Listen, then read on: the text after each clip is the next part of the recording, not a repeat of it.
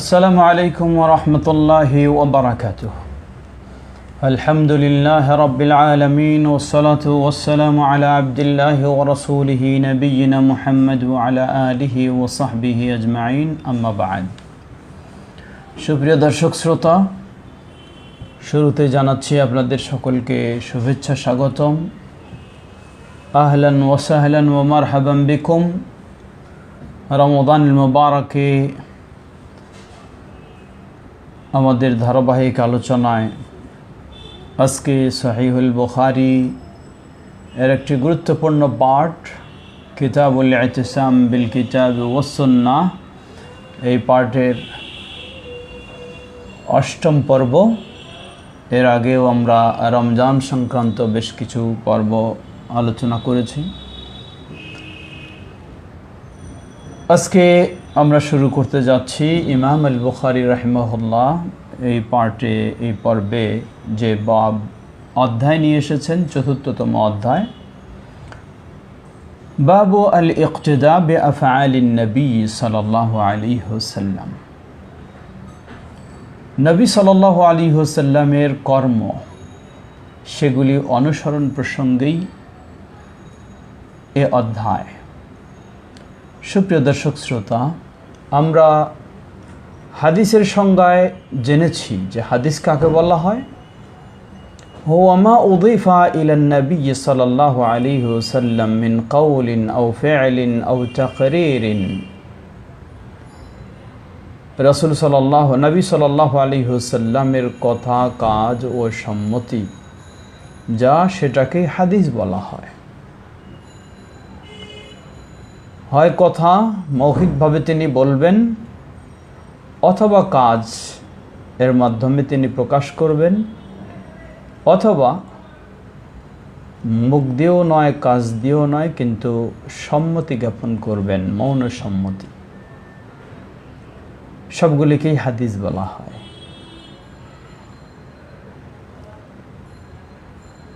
তবে আমলের দিক থেকে, বাস্তবায়নের দিক থেকে সবগুলি সমান নয়, একটার উপরে আরেকটা প্রাধান্য পায়। তা হলো আল্লাহ রাসূল সাল্লাল্লাহু আলাইহি ওয়াসাল্লামের কর্মগত হাদিস যেগুলি, কর্মগত সুন্নাহ যেটা, সেগুলির উপরে বাচনিক সুন্নাহ বা বাচনিক হাদিস সেটি প্রাধান্য পায়।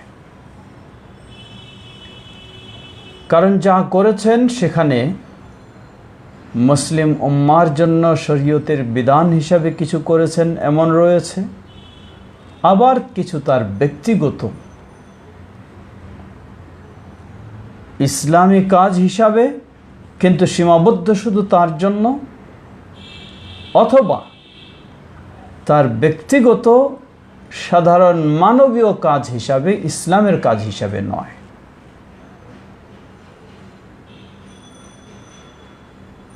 সুতরাং রাসূল সাল্লাল্লাহু আলাইহি ওয়াসাল্লামের কাজটাকে আমরা বলতে পারি তিন ধরনের। এখানে আজকে যে অধ্যায় আমাদের, তা হলো আল ইকতিদা বিআফআলিন নবী সাল্লাল্লাহু আলাইহি ওয়াসাল্লাম, নবী সাল্লাল্লাহু আলাইহি ওয়াসাল্লামের কর্ম অনুসরণ প্রসঙ্গে। তো নবী সাল্লাল্লাহু আলাইহি ওয়াসাল্লামের কর্ম, এটা আমরা বলতে পারি তিন ধরনের। একটা হলো এমন কর্ম যা তিনি উম্মার জন্য শরিয়া স্বরূপ করেছেন, যেমন তিনি সালাত আদায় করছেন আর বলছেন সাল্লু কামা রাআইতুমুনি উসাল্লি, তোমরা সালাত আদায় করে যেভাবে তোমরা আমাকে দেখেছ। তিনি ওযু করছেন আর তিনি বলছেন যে এভাবেই যে ওযু করবে তার এই মর্যাদা, এই ফজিলত রয়েছে। তাহলে এ থেকে বোঝা যায় আল্লাহ রাসূল সাল্লাল্লাহু আলাইহি ওয়াসাল্লামের এগুলি কর্ম যা তিনি উম্মার জন্য অনুসরণীয় হিসাবে, শরীয়তের ইবাদত হিসাবে করেছেন। তবে সেই কর্মগুলির ভিত্তি হলো ওয়াহী, নিজের ইজতিহাদ করে করেছেন এমনটা নয়, ওয়াহী সেটা। আল্লাহ রাব্বুল আলামিন বলেন, ওয়ামা ইয়ানতিকু আনিল হাওয়া ইন হুয়া ইল্লা ওয়াহয়ুন ইউহা, নবী সাল্লাল্লাহু আলাইহি ওয়াসাল্লাম যা কিছু বলেন সব কিছুই ওহী এর আলোকে বলেন, অর্থাৎ শরীয়তের বিষয়ে যা বলেন তা ওহী এর আলোকে বলেন। তো শরীয়তের জন্য যা কিছু করেন সেটাও তিনি ওহী এর আলোকে করেন। এখানে বলা দ্বারা দুই বলা, এক হলো মুখ দিয়ে বলা আর এক হলো অঙ্গ প্রত্যঙ্গ দিয়ে বলা। অনেক সময় আমরা কি বলি, ইশারায় বলি। ইশারায় বলি মানে কি, সেটি মুখ দিয়ে নয়, উচ্চারণ করে নয়, শব্দ দিয়ে নয়, সেটি বিভিন্ন অঙ্গ প্রত্যঙ্গ দিয়ে বলি।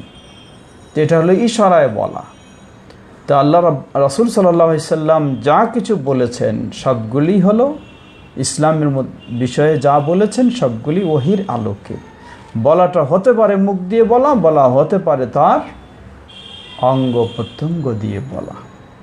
আর অঙ্গ প্রত্যঙ্গ দিয়ে বলা এটাই হলো কাজ। এই কাজটা আমরা বললাম যে তিন ধরনের। এক হলো যা রাসূল সাল্লাল্লাহু আলাইহি ওয়াসাল্লাম করেছেন উম্মার জন্য শরীয়ত স্বরূপ, যেমন সালাত এর নিয়ম শিক্ষা দিচ্ছেন, সিয়ামের নিয়ম শিক্ষা দিচ্ছেন, হজের নিয়ম শিক্ষা দিচ্ছেন, ওযু এর নিয়ম শিক্ষা দিচ্ছেন ইত্যাদি সব। দ্বিতীয় হলো যা তার ব্যক্তিগত। এই ব্যক্তিগত এটা আবার দুইভাবে হতে পারে, এটাই আমরা বলছিলাম তিন ধরনের। ব্যক্তিগতের মধ্যে কতগুলি রয়েছে সেটা হলো ইবাদতের বিষয়, কিন্তু তা শুধু নিজের জন্য সীমাবদ্ধ। উদাহরণস্বরূপ একাধিক স্ত্রী বিয়ে করা।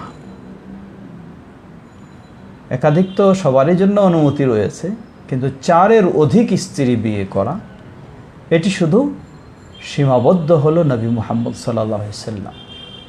এটি তার শরীয়তেরই কাজ, যেহেতু আল্লাহ অনুমতি দিয়েছেন, কিন্তু সেটা তার জন্য সীমাবদ্ধ।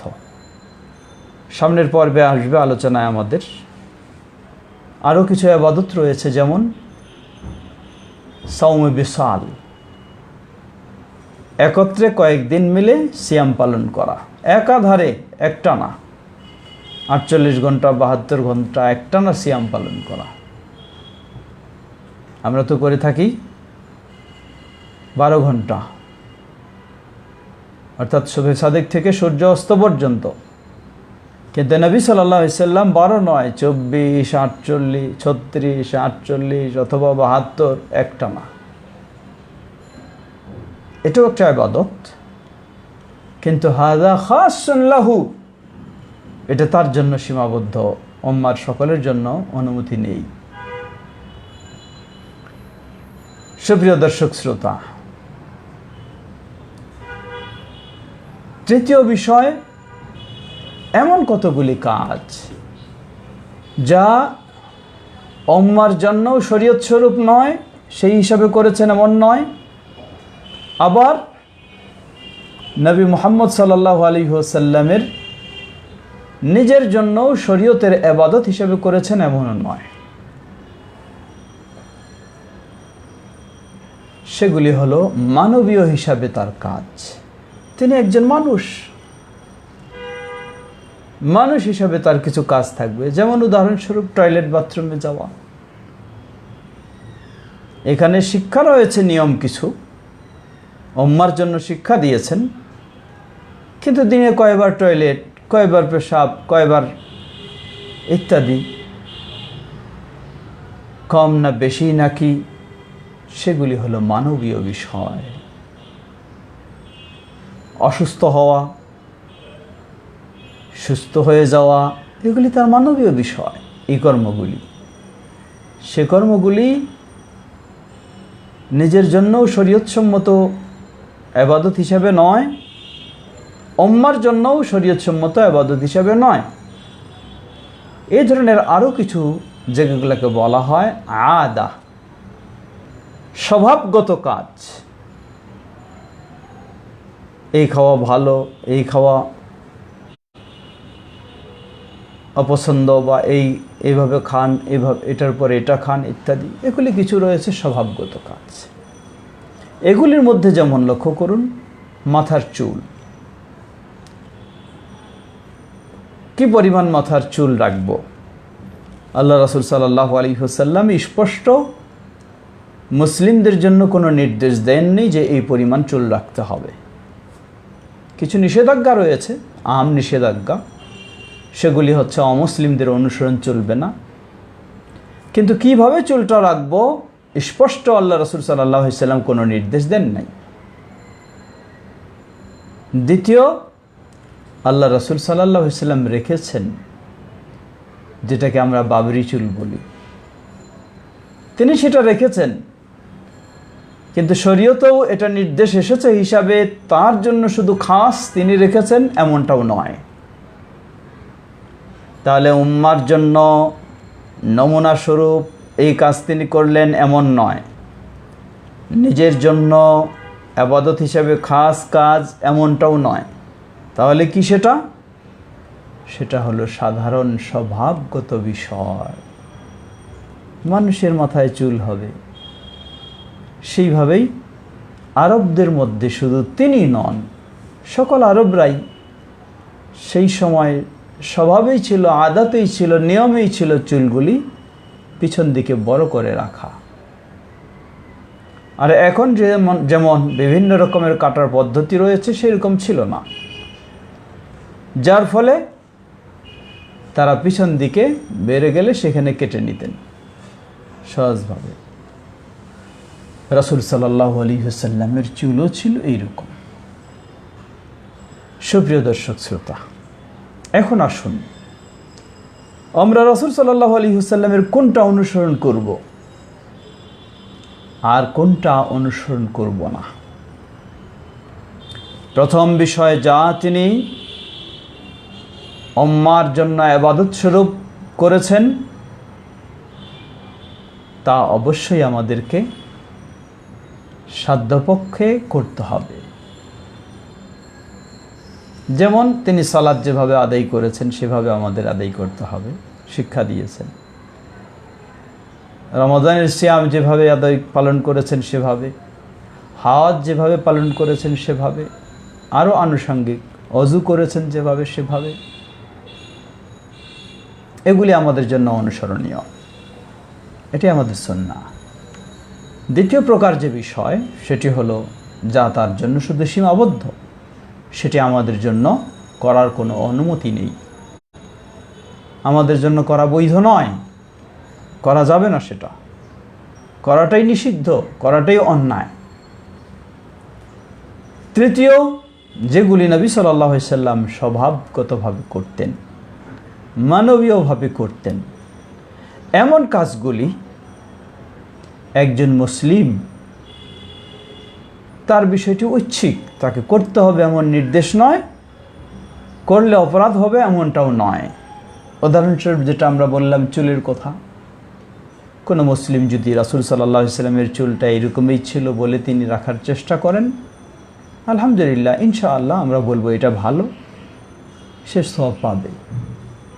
কারণ আল্লাহ রাব্বুল আলামিন বলেন, লাকাদ কানা লাকুম ফি রাসূলিল্লাহি উসওয়াতুন হাসানাহ, তোমাদের জন্য উত্তম আদর্শ রয়েছে রাসূল সাল্লাল্লাহু আলাইহি ওয়াসাল্লামের মাঝে। সুতরাং এটি অবশ্যই আমরা বলবো কেউ করতে পারলে উত্তম, কিন্তু করার নির্দেশ আসেনি সেটি, তাই যদি কারো ছুটে যায় তিনি গুনাহগার হবেন না।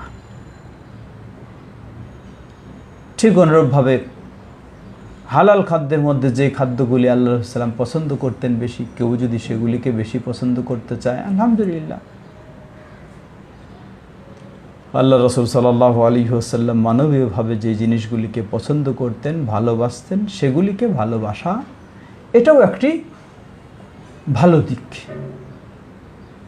কারণ আল্লাহ রাব্বুল আলামিন বলেন, ওয়া ইন্নাকা লাআলা খুলুকিন আযীম, হে নবী তুমি মহান আদর্শের ধারক বাহক। সুতরাং নবী মুহাম্মদ সাল্লাল্লাহু আলাইহি ওয়াসাল্লাম যা করেছেন সেটি অবশ্যই মহান আদর্শের অন্তর্ভুক্ত হিসাবে তা কখনো সম্ভব অনুযায়ী পালন করা উচিত, বর্জনের সুযোগ নেই। সুপ্রিয় দর্শক শ্রোতা, কিন্তু সেটিকে নিয়ে শক্ত করে বলা যাবে না যে এটি করতেই হবে, না হলে অপরাধ হবে। এমন বলার সুযোগ নেই। আসুন আমরা সেভাবেই চেষ্টা করব নবী মুহাম্মদ সাল্লাল্লাহু আলাইহি ওয়াসাল্লাম এর কাজগুলি অনুসরণ করে চলার। আসুন আমরা লক্ষ্য করি, ইমাম বুখারী রাহিমাহুল্লাহ এই অধ্যায়ে তিনি একটি হাদিস নিয়ে এসেছেন। হাদিসটি প্রসিদ্ধ সাহাবী আব্দুল্লাহ ইবনে উমর রাদিয়াল্লাহু তাআলা আনহুমা হতে বর্ণিত। তিনি বলেন, ইত্তাখাযান নাবিয়্যু সাল্লাল্লাহু আলাইহি ওয়াসাল্লাম খাতিমা মিন যাহাবিন ফাত্তাখাযান নাসু খাওয়াতিমা মিন যাহাব। فقال النبي صلى الله عليه وسلم إني اتخذت خاتما من ذهب فنبذه وقال إني لن ألبسه أبدا فنبذ الناس خواتيمهم। নবী সাল্লাল্লাহু আলাইহি ওয়াসাল্লাম প্রথমে আংটি গ্রহণ করেছিলেন, স্বর্ণের আংটি। এই স্বর্ণের আংটি গ্রহণ করার পর নবী সাল্লাল্লাহু আলাইহি ওয়াসাল্লামকে দেখে সাহাবাই কেরামগণও তার কাজের অনুসরণ করে তারাও সবাই স্বর্ণের আংটি গ্রহণ করলেন, স্বর্ণের আংটি তারাও পরলেন। কিন্তু পরার পরেই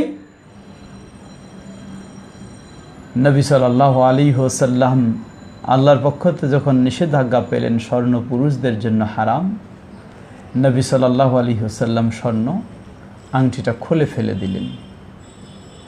স্বর্ণের আংটি তিনি খুলে ফেলে দিলে সাহাবায়ে কেরাম তারাও নবী সাল্লাল্লাহু আলাইহি ওয়াসাল্লামকে লক্ষ্য করে স্বর্ণের আংটি খুলে ফেললেন।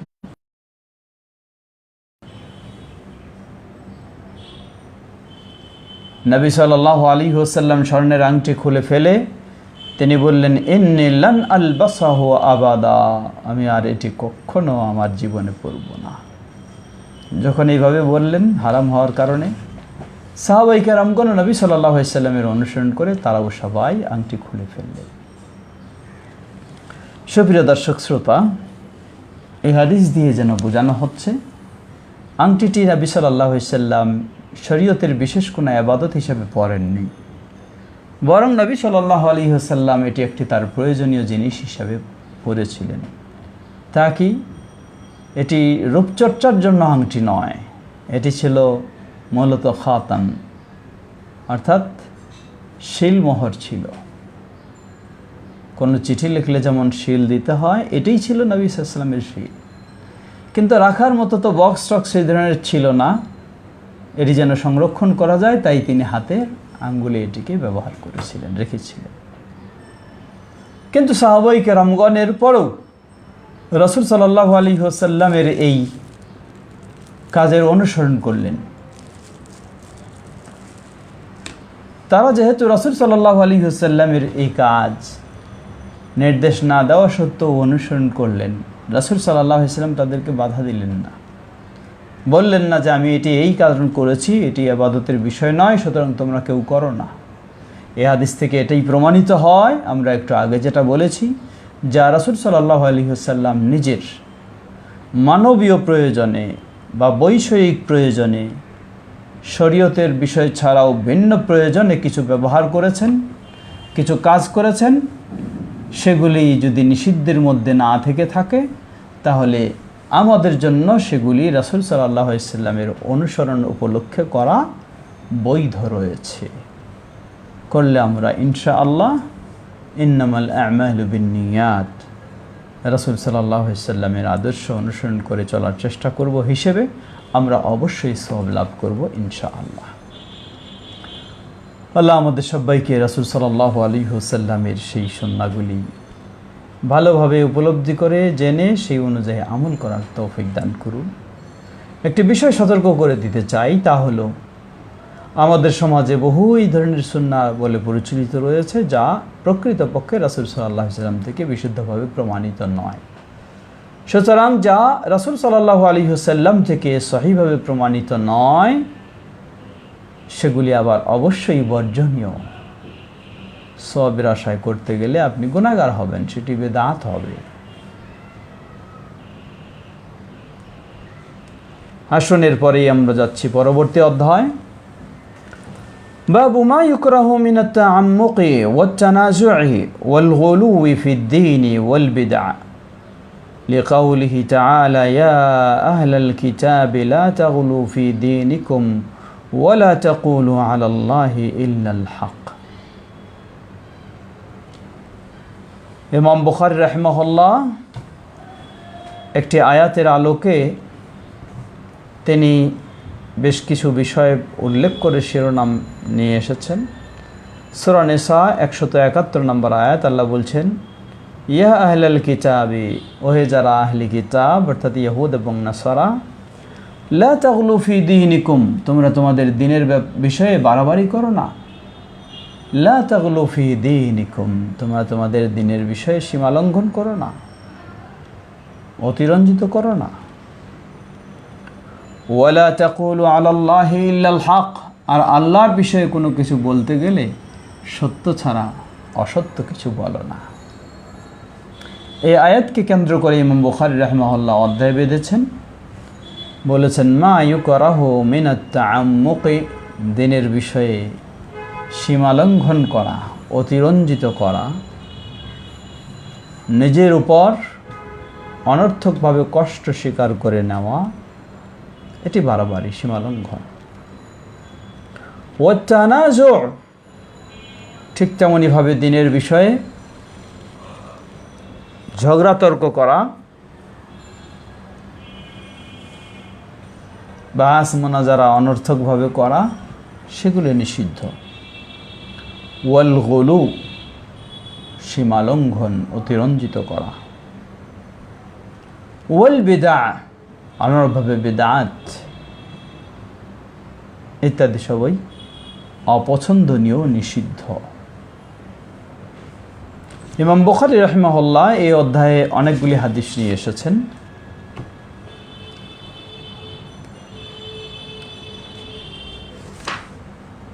ষাটটি হাদিস নিয়ে এসেছে। আজকে আমরা হয়তো সবগুলি শুনতে পারবো না, কয়েকটি আমরা শুনে আগামী দিনে বাকিগুলি আমরা শুনব।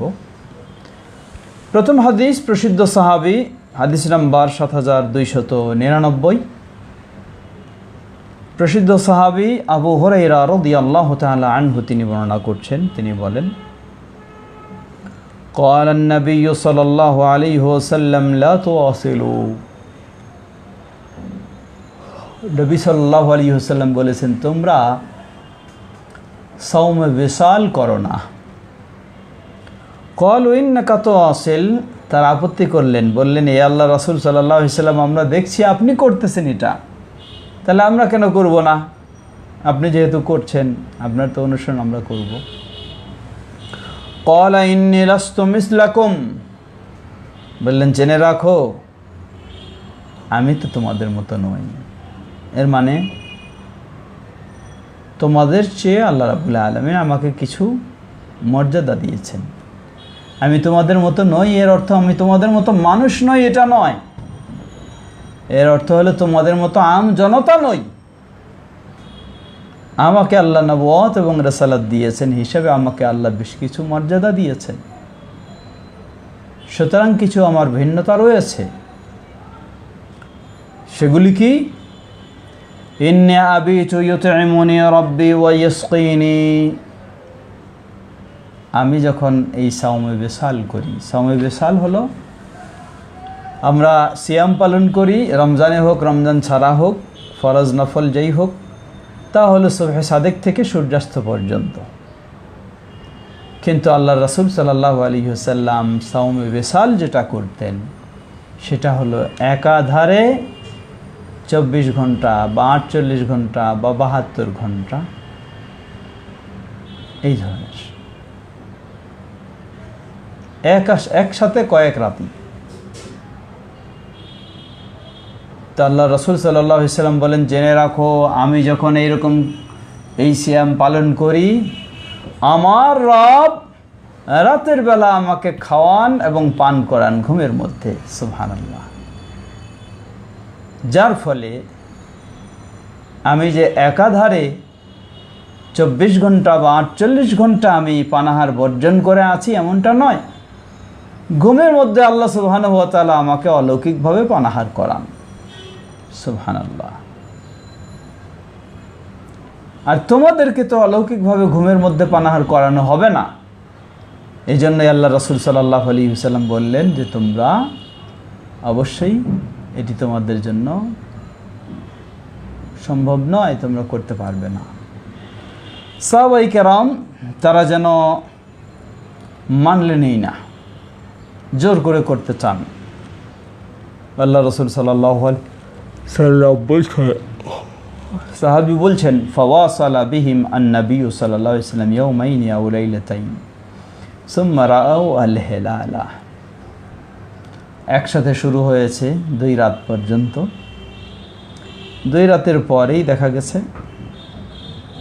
নতুন চাঁদ দেখা গেছে। فقال النبي صلى الله عليه وسلم لو تأخر الهلال لزدتكم كالمنكي لهم أو منكي لهم। নবী সাল্লাল্লাহু আলাইহি ওয়াসাল্লাম বললেন যে আমি তোমাদেরকে নিষেধ করছি, তোমরা নিষেধটা শুনলা না, আমার সাথেই চলতেছো, কিন্তু মাস পূর্ণ হয়ে নতুন চাঁদ দেখা গেল, তাই তো আর দীর্ঘ সুযোগ নেই। জেনে রাখো, যদি চাঁদ একটু বিলম্বে উদিত হতো, আরও 2-1 দিন সুযোগ থাকতো, তাহলে দেখতাম তোমরা কীরকম আমার সাথে চলতে থাকো। সুবহানাল্লাহ। সুপ্রিয় দর্শক শ্রোতা, লক্ষ্য করুন নবী সাল্লাল্লাহু আলাইহি ওয়াসাল্লাম কেন নিষেধ করলেন সাহাবীদেরকে? শুধু কষ্ট পাবে এই জন্যই? বিষয়টা হলো তিনি হলেন রাহমাতুল লিল আলামিন, সকলের প্রতি সদয় আচরণ তার সবসময় রয়েছে। তার অনুসারীরা যেন কষ্ট না পায়, এজন্য এত দীর্ঘ ইবাদতকে আল্লাহ রাসূল সাল্লাল্লাহু আলাইহি ওয়াসাল্লাম তাদের জন্য অনুমতি দিলেন না, বরং তিনি তাদেরকে উল্টা শাস্তি দিতে চাইলেন, যাতে শাস্তি পেয়ে এটা থেকে মানুষ বিরত থাকে। সুপ্রিয় দর্শক শ্রোতা, এখানে লক্ষণীয় হলো ইমাম বুখারী রাহিমাহুল্লাহ অধ্যায় বেঁধেছেন বাবু মা ইউকরাহু মিনাত তাআম্মুকি। অপছন্দনীয় হলো নিজের জন্য কঠোরতাকে চাপায় নেওয়া।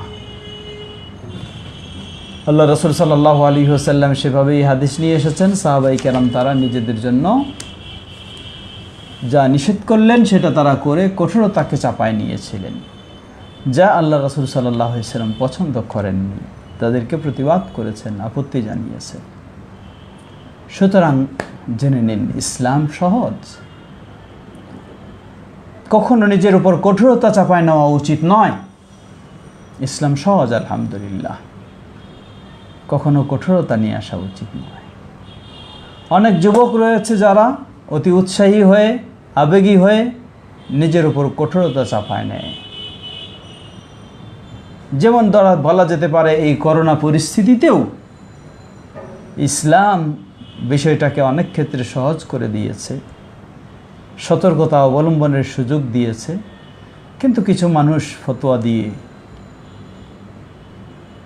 কঠোরতাকে চাপায় নিয়েছেন। এমনটি কখনো হওয়া উচিত নয়।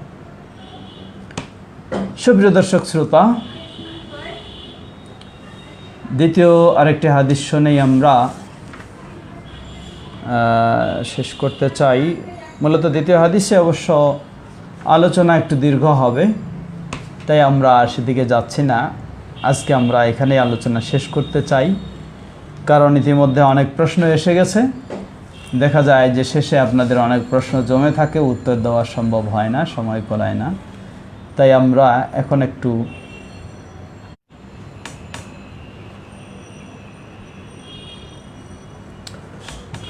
আপনাদের প্রেরিত প্রশ্নের জবাব দেওয়ার চেষ্টা করব সম্ভব অনুযায়ী।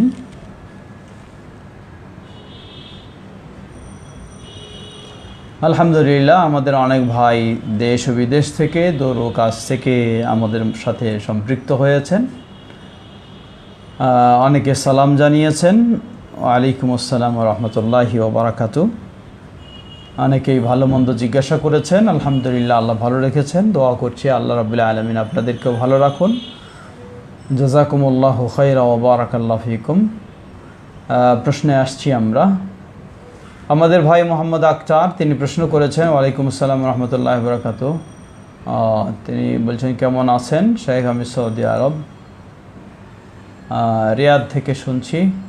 শেখ আপনাকে জাযাকাল্লাহ খায়রান, জাযাহুল্লাহ খায়র। আমাদের ভাই মোহাম্মদ আখতার তিনি রিয়াদ থেকে আমাদের সাথে অংশগ্রহণ করেছেন, সালাম জানিয়েছেন, দোয়া করেছেন। আমরা দোয়া করছি আল্লাহ আপনাকেও জাযায়ে খায়র দান করুন। আমাদের অনেক পুরানা সাথী আব্দুল্লাহ ওমর হৃদয়, বেশ কিছুদিন যাবৎ যোগাযোগ কথাবার্তার সুযোগ হয়নি। আব্দুল্লাহ ওমর হৃদয় তিনিও আমাদের অংশগ্রহণ করেছেন, সালাম জানিয়েছেন। ওয়ালাইকুম আসসালাম ওয়া রাহমাতুল্লাহি ওয়া বারাকাতুহু।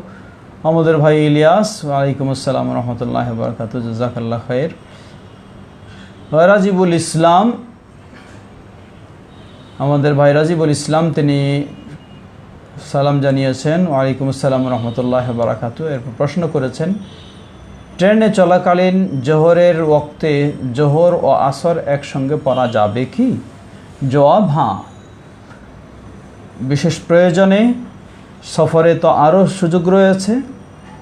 জোহর এবং আসর একত্রে হয় জোহরের সময় অথবা আসরের সময়, ঠিক অনুরূপভাবে মাগরিব এবং এশা একত্রে মাগরিবের সময় অথবা এশার সময় পড়া অবশ্যই সুন্নাহসম্মত। আর সুতরাং ট্রেনে থাকাকালীন সেখানেও যেহেতু সালাতের রুম রয়েছে, সেখানে সালাত আদায়ের সময় একসাথে আপনি আদায় করবেন ইনশাআল্লাহ। এটি অবশ্যই শরীয়তসম্মত এবং সুন্নাহসম্মত অবশ্যই। প্রশ্ন করেছেন তাহমিনা আফরোজ বোন আমাদের, তিনি প্রশ্ন করেছেন, ওয়ালাইকুম আসসালাম রহমতুল্লাহি ওয়া বারাকাতুহু। আলহামদুলিল্লাহ, আল্লাহ ভালো রেখেছেন, আশা করি আল্লাহ আপনাদেরকেও ভালো রাখুন। প্রশ্ন করেছেন, পুরো রমাদানের নিয়ত রমাদানের শুরুতেই একবারে করা যাবে নাকি প্রতিদিন সেহরি শেষ করে করতে হবে? জানালে উপকৃত হব। জবাব, যদিও এই বিষয়টি নিয়ে কেউ কেউ বলেছেন একসাথেই, মূলত বলবো আমরা সেটি সঠিক নয়, বরং সঠিক হলো প্রতিটি সিয়ামের জন্য পৃথক ইবাদত করা, পৃথক নিয়াত করা। কারণ প্রতিটি সিয়াম পৃথক পৃথক ইবাদত। রমাদান মাসে একটি সিয়াম নয়, রমাদান মাসে 30টি সিয়াম, যা প্রতিটি শুরু হয় সুবহে সাদিক থেকে আর ইফতারের মধ্য দিয়ে এটি ক্লোজ হয়ে যায়। এজন্য প্রতিটি সিয়ামের জন্য প্রতিদিনের জন্য অবশ্যই নিয়ত করতে হবে পৃথকভাবে। নিয়ত সাহারি খেয়ে তারপরে নিয়ত এমনটা নয়, আপনি সাহারি খাওয়ার মধ্য দিয়েই নিয়ত করবেন। এটাই নিয়ত যে আপনি সাহারি খাচ্ছেন সিয়াম রাখার জন্য, এটাই যথেষ্ট নিয়তের জন্য। আল্লাহ তাআলা আলাম। আল্লাহ আপনাদেরকে ভালো রাখুন। সোহেল রানা, ওয়ালাইকুম আসসালাম রহমতুল্লাহি ওয়া বারাকাতুহু। তিনি বলছেন যে আমি বাইরে থাকি, আমার ফিতরা কি দেশে দিতে পারবো? পারলে কিভাবে দেব জানাবেন। জবাব, প্রশ্ন হিসেবে বোঝা যায় আপনি দেশের বাইরে থাকেন। নিয়ম হচ্ছে যে যেখানে থাকে সেখানকার দরিদ্ররাই ফিতরার অধিকার রাখে, হক রাখে। তো অনেক সময় আবার বাইরে সেখানে ফিতরা দেওয়ার মতো উপযুক্ত ব্যক্তিকে পাওয়া যায় না, এটি একটি সমস্যা হয়। তো আপনার যদি এমন সমস্যা হয়ে থাকে, যদি পেয়ে থাকেন, তাহলে সেখানে দেওয়াটাই হলো সবচেয়ে উত্তম। আর যদি না পেয়ে থাকেন তাহলে জায়েজ রয়েছে যে অন্যত্র দরিদ্রদের মাঝে এটাকে দেওয়া। সেই ক্ষেত্রে আপনার দেশে যারা রয়েছেন তাদেরকে আপনি দায়িত্ব দিবেন, আপনার পক্ষ থেকে 1 সা 2.5 কেজি আপনি যে খাদ্য খেয়ে থাকেন সেই মানের খাদ্য দরিদ্র মানুষদেরকে দেবে। আল্লাহু আ'লাম। এখানে স্মরণ করে দিতে চাই যে সদকাতুল ফিতর বের করার সর্বোচ্চ সময়, আগের সময় হচ্ছে 2 দিন, এর বেশি আগে বের করা জায়েজ নেই। আল্লাহু আ'লাম। মাহির আবিদ প্রশ্ন করেছেন, ওয়ালাইকুম আসসালাম রহমতুল্লাহি ওয়া বারাকাতুহু।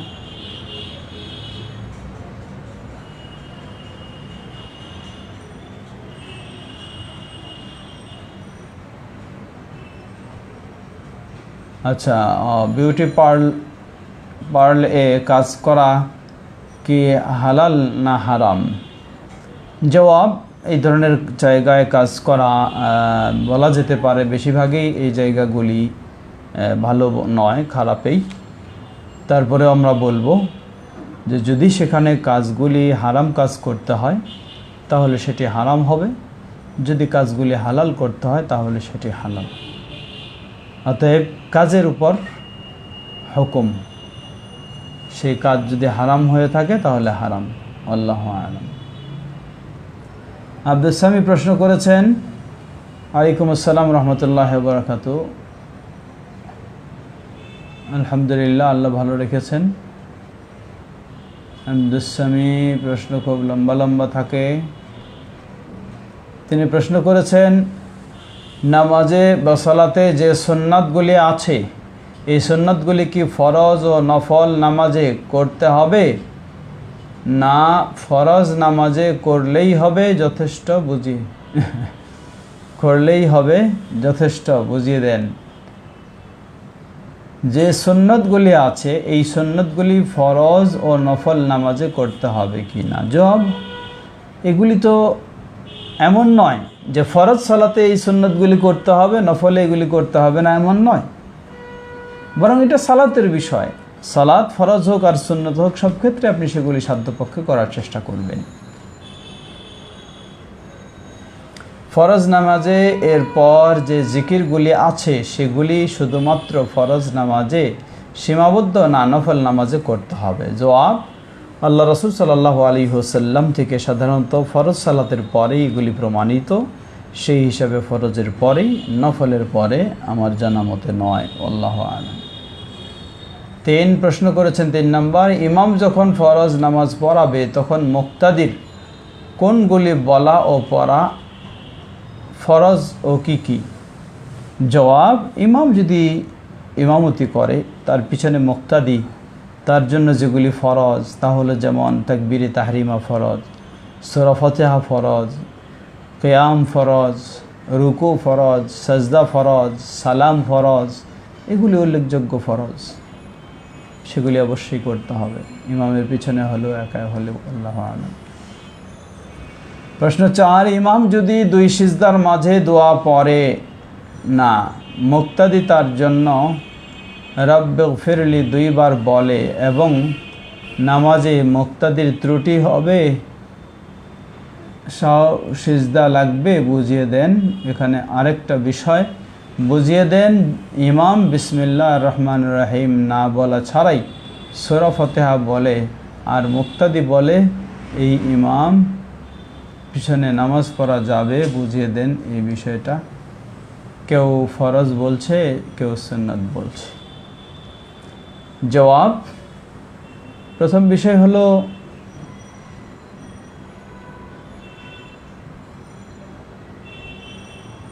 দুই সিজদার মাঝে ইমাম যদি নাও পড়ে থাকে দোয়া, মুক্তাদি তিনি পড়বেন, অসুবিধা নেই, যতটুকু সুযোগ পাবেন। এর অর্থ এই নয় যে 2 সিজদার মাঝে ইমাম তেমন বিলম্ব করেনি, মুক্তাদি বিলম্ব করে বসে একেবারে ইমামের দ্বিতীয় সিজদা শেষ পর্যায়ে পৌঁছে গেছে তারপরে সিজদায় যাচ্ছে, এমনটি হওয়া উচিত নয়। আপনি শর্টকাট করার সাধ্যপক্ষে চেষ্টা করবেন, তবে সেখানে সুন্নাহ অনুযায়ী যে দোয়া সেই দোয়া অবশ্যই পড়বেন। কারণ আল্লাহ রাসূল সাল্লাল্লাহু আলাইহি ওয়াসাল্লাম বলেন, সহিহুল বুখারীর হাদিস, তোমাদের এমন ইমামেরা সালাত আদায় করাবে, যদি তারা সঠিকভাবে আদায় করে তোমরাও করো তাহলে তারাও সওয়াব পাবে, তোমরাও সওয়াব পাবে। ওয়া ইন আখতাউ ফালাকুম আলাইহিম, আর যদি তারা ভুল করে আর তোমরা সঠিকভাবে করার চেষ্টা করো তাহলে তারা গুনাহগার হবে আর তোমরা পূর্ণ সওয়াব লাভ করবে। সুবহানাল্লাহ। সুতরাং ইমাম যদি 2 সিজদার মাঝে কিছু নাও বলে, আপনি বলার চেষ্টা করবেন, আপনি সওয়াব পাবেন ইনশাআল্লাহ। এবং এতে সিজদা নয়, ইমামের চেয়ে বাড়তি করার বিষয় বলে গণ্য হবে না, বরং ইমাম ত্রুটি করেছে, আপনি ত্রুটি করেননি, সেটি আদায় করেছেন, এটি গণ্য হবে। আল্লাহু আ'লাম। তারপরে আমরা বলেছি বিসমিল্লাহির রহমানির রহিম না বলেই সূরা ফাতিহা বলে আর মুক্তাদি বলে যে এই ইমামের পিছনে নামাজ পড়া যাবে। ইমাম সাহেব যদি সূরা ফাতিহা সাথে যে বিসমিল্লাহ রয়েছে, যেহেতু এই বিসমিল্লাহ এর মাঝে কিছু দ্বিমতের বিষয় রয়েছে, হানাফি মাযহাবে এটিকে বিসমিল্লাহ সূরা ফাতিহার আয়াত বলা হয়নি, পক্ষান্তরে এটি সূরা ফাতিহার আয়াত বলে গণ্য সহিহ হাদিসের আলোকে। তাই এরপরেও তাদের সেই দলিলের আলোকে কেউ যদি মনে করে বিসমিল্লাহ সূরা ফাতিহা বিসমিল্লাহ না বলে বাকিটিকে বলে, ইনশাআল্লাহ আশা করি তাদের সালাত হয়ে যাবে। আর যিনি জানেন তাকে অবশ্যই বিসমিল্লাহ বলতে হবে। আল্লাহু আ'লাম। সূরা ফাতিহা ইমাম যখন জোরে পড়ে মুক্তাদি শুধু শুনে সঠিক মতে পড়তে হবে, এবার যে পড়ে না তার যে দলিল দিচ্ছে ওজনের সমান হচ্ছে, তাহলে তার নামাজ 1 রাকাত গণ্য হবে। ইমাম কত গতিতে সূরা ফাতিহা পড়লে না? প্রশ্নগুলি অগোছালো। আমরা বলবো যে পড়াটাই হলো সঠিক, তাই পড়বেন। আল্লাহু আ'লাম।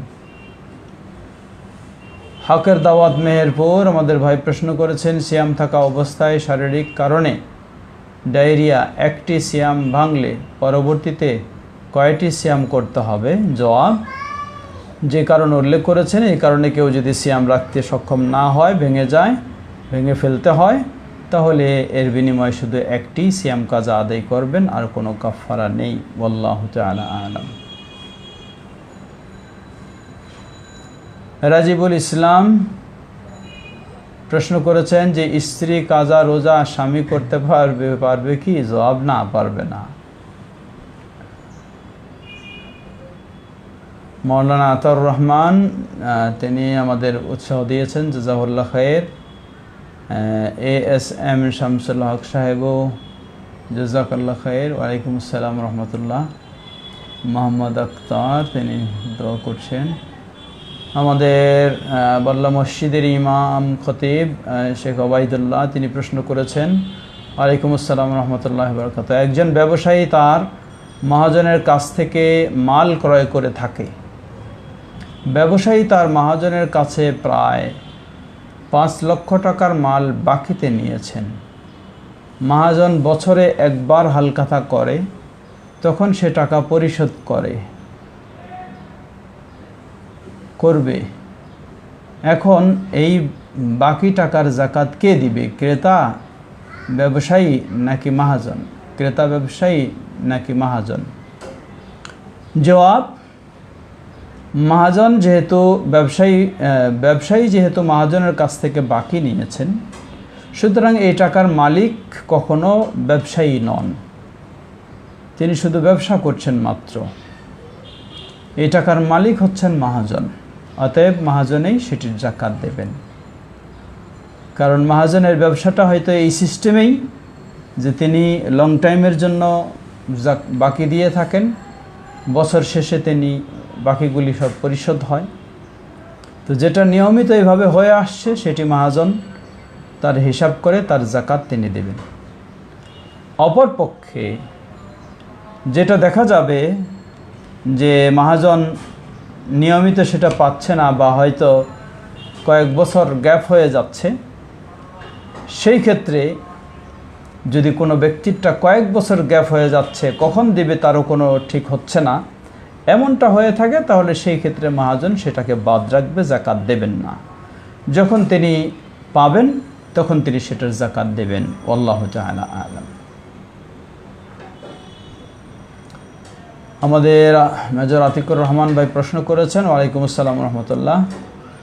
তাকবীরে উলা ব্যাপারে একটু জানতে চাই, কিভাবে এটি পড়তে হবে এবং ফজিলত কি?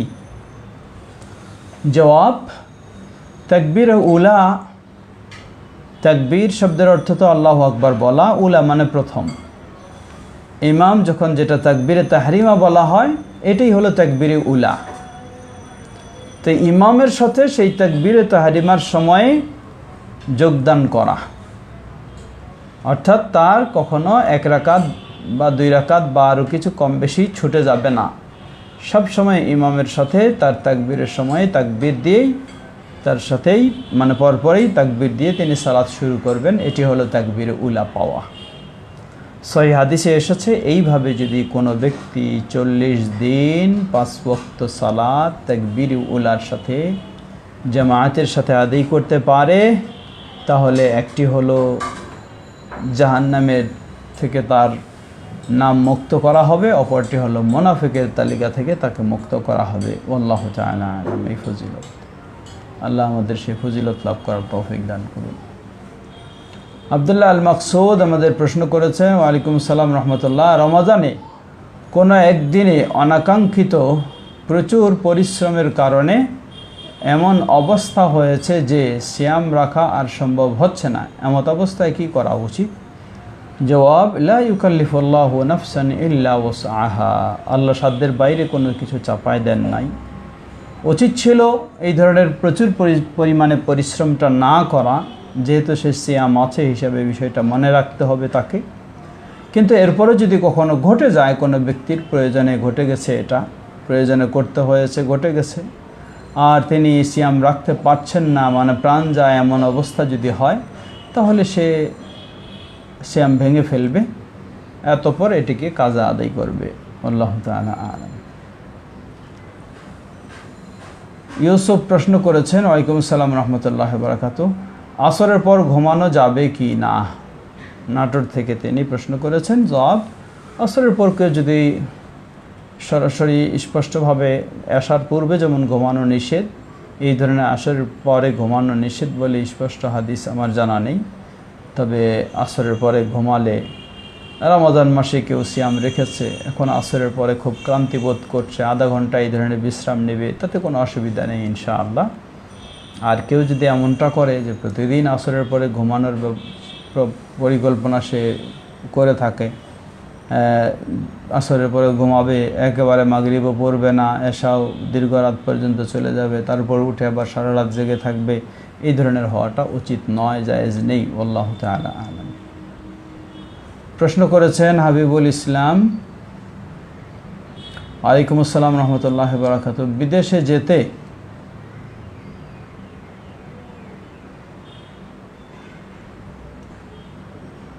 এজেন্সিতে টাকা দিয়ে গেলে এটা কি হালাল ইনকাম হবে? ম্যানিং এজেন্সি দ্বারা এতে টাকা দেওয়া বলতে কি পদ্ধতি, সেই পদ্ধতিটা স্পষ্ট বলতে হবে। যদি সুদভিত্তিক টাকা দিয়ে যেতে হয় তাহলে তো এটি হারাম কাজ হবে, বৈধ নয়। আর যদি কর্জ সিস্টেমের হয় তাহলে হতে পারে। আল্লাহু তাআলা আলাম। আমাদের ভাই প্রশ্ন করেছেন, হকের দাওয়াত মেহেরপুর মাদ্রাসাতে ফিতরা দেওয়া যাবে কি? আমরা এর আগেও জবাব দিয়েছি, যদি অসহায় দরিদ্রদের মাদ্রাসা হয় তাহলে দেওয়া যাবে, দরিদ্রদের জন্য, মাদ্রাসার জন্য নয়। আল্লাহু আলাম। মোহাম্মদ সেলিম তিনি প্রশ্ন করেছেন, আমি শুদ্ধভাবে কোরআন তেলাওয়াত করতে পারি না,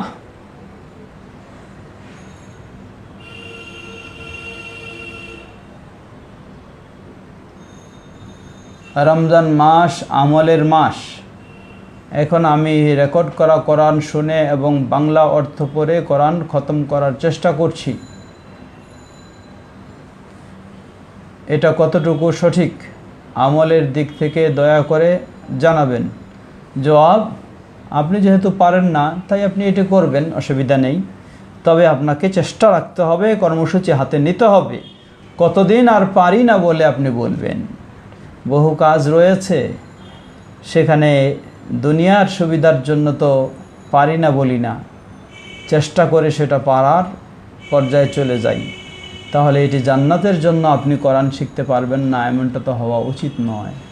সুতরাং চেষ্টা করুন যেন আপনি কোরআন শিখতে পারেন। আমাদের ভাই আতিক ভাই তিনি জাযায়ে খায়ের দান দোয়া করেছেন, আমরা দোয়া করছি আল্লাহ জাযায়ে খায়ের দান করুন। ইউসুফ ভাই জাযায়ে খায়ের দোয়া করেছেন, আল্লাহ জাযায়ে খায়ের দান করুন। সবাইকে আমাদের হকের দাওয়াত দোয়া করেছেন, আল্লাহ সবাইকে জাযায়ে খায়ের দান করুন। বারাকাল্লাহু ফিকুম। আজকে প্রশ্ন উত্তর আগেই শুরু করেছি, তাই হয়তো প্রশ্ন উত্তর শেষ হয়ে গেছে। আজকে আমরা যদিও কয়েক মিনিট বাকি রয়েছে, এখন আর আমরা যাচ্ছি না। সর্বশেষ প্রশ্ন আমাদের জবাব দেব। আমাদের হকের দাওয়াত প্রশ্ন করেছেন, থুতু গিললে কি সিয়াম হবে? জবাব, হ্যাঁ, থুতু গিলে ফেললে কোনো সিয়ামের সমস্যা নেই। যেটা আপনার মুখের ভিতরে রয়েছে সেটা গিলে ফেলাতে কোনো সমস্যা নেই। আল্লাহু তাআলা আলাম। আজকে আমরা তাহলে এখানে শেষ করতে চাই।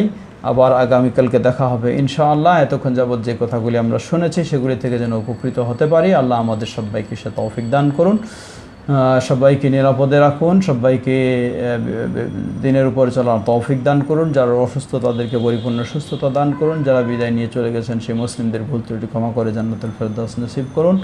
সুবহানাকা আল্লাহুম্মা ওয়া বিহামদিকা আশহাদু আল্লা ইলাহা ইল্লা আনতা আস্তাগফিরুকা ওয়া আতুবু ইলাইক। আসসালামু আলাইকুম ওয়া রাহমাতুল্লাহি ওয়া বারাকাতুহু।